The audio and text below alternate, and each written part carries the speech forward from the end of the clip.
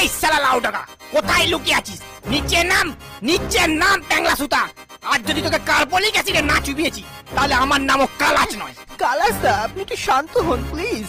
আপনি আমার উপর শুধু শুধু রাগ করছেন। তো রাগ করবো না, কি বিন বাজিয়ে ধেই ধেই করে নাচবো? শালা এত ভয় দেখানুম, ঘুষ দিনুম, এমনকি বাপুরামের হোটেল থেকে টিকটিকি টিকিয়া পর্যন্ত খাওয়ানুম। আর চাকরির বেলায় ওই শালা ছোট জাত জেলের বাচ্চা জল ঢোরার নাম সুপারিশ করলি তুই। শালা হামারা সাপ হামকোই ফসে, ছবল মারে দুমুখে ট্যাংলা সুতা।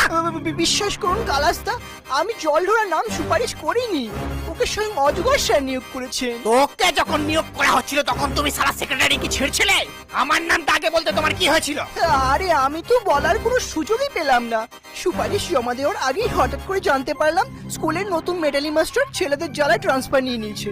আপনি তো জানেন ওই স্কুলের ছেলেপুলে কেমন বিষাক্ত আর ছন্ন ছাড়া। তো আমি ভাবলাম এটি খুব ভালো সুযোগ। আপনিও তো কম বিষাক্ত নন বাবা গো। পড়াতে পারেন না পারেন, অন্তত এই বিষাক্ত সাপগুলোকে ঠান্ডা করতে পারবেন। তো সেই মতো সুপারিশ লিখে জমা দিতে গিয়ে দেখি ও মা, অজগর স্যার অলরেডি টোরাকে নিয়োগ করে বসে আছেন। এবার বলুন আমি কি করব?